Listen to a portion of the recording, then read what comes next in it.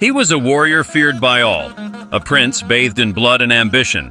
Known as the cruel Ashoka, he built his empire through fire and fury. But one battle changed everything. He went from ruthless conqueror to a symbol of peace, from a killer of men to a protector of humanity.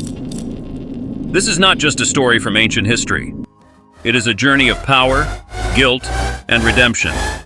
A man who ruled the greatest empire of his time, and then chose to rule his own heart. This is the forgotten legacy of Emperor Ashoka. The saga of Emperor Ashoka's forgotten legacy. He was once called the cruel Ashoka, a prince known for his thirst for power and bloodshed. He ruled with an iron fist, crushing his enemies without mercy. But then, something happened.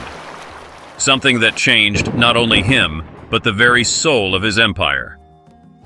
This is not just the story of a king. This is the saga of a man who conquered the world, and then chose to conquer himself. More than 2,000 years ago, in ancient India, a prince named Ashoka Maurya was born into the powerful Mauryan Empire. He was not the chosen heir. He was not the favorite of his father. But Ashoka was ambitious.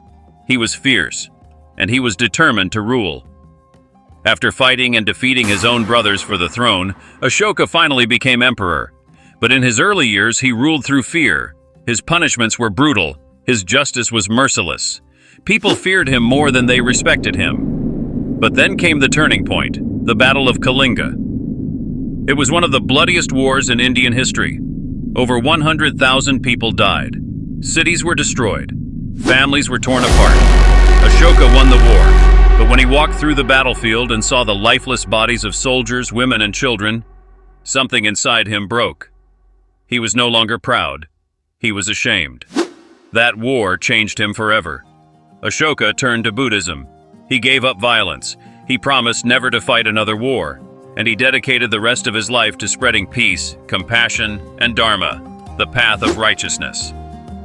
He built hospitals, roads, and schools. He planted trees, dug wells, and protected animals.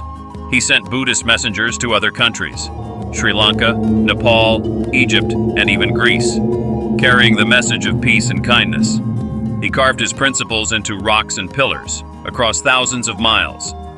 These inscriptions told people to be honest, to respect their parents, to live with kindness and self-control. Ashoka had transformed from a cruel emperor into a spiritual leader, from Chandragupta, the fierce, to Dharmashoka, the righteous. But after his death, his name slowly disappeared from history. His deeds were forgotten. His inscriptions were buried by time. For almost 2,000 years, people forgot who Ashoka was. Then, in the 19th century, British archaeologists discovered his ancient rock edicts. Slowly, the story of Ashoka was pieced back together. And today, the lion capital that once stood atop his pillar is the national emblem of India.